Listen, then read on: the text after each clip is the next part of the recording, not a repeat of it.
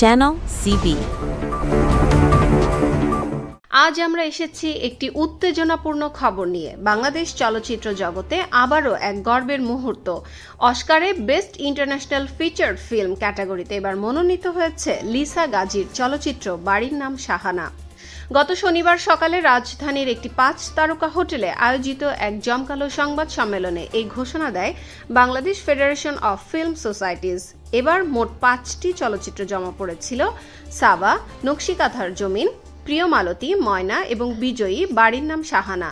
তবে কেন এই ছবি? আসুন জেনে নিই এর গল্প।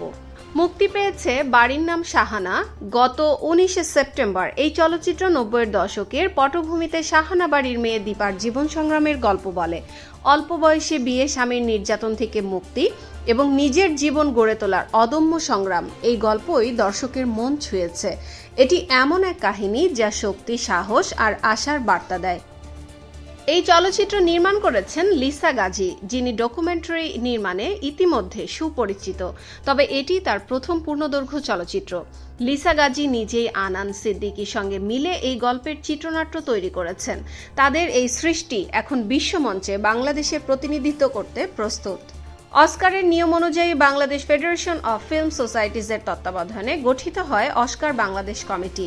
এর সভাপতি মোহাম্মদ জহিরুল ইসলাম। কমিটির অন্য সদস্যরা হলেন সমালোচক সাজ্জাদ শরীফ, চিত্রগ্রাহক রাশেদ জামান, প্রযোজক শাহরিন আক্তার সুমি, পরিচালক শাহিন দিল রিয়াজ এবং চলচ্চিত্র শিক্ষক SM ইমরান হোসেন।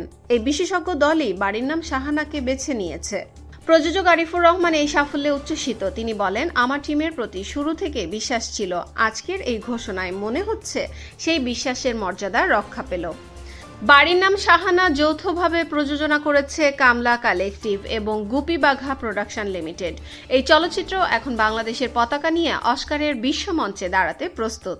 আমরা সবাই মিলে দীপার এই গল্পের জন্য গর্বিত এবং অপেক্ষায় আছি অস্কারের রাতে বাংলাদেশের নাম উজ্জ্বল হওয়ার জন্য। এই ছিল আজকের বিশেষ খবর। আমাদের সঙ্গে থাকুন আরও আপডেটের জন্য। Subscribe now for daily news and updates.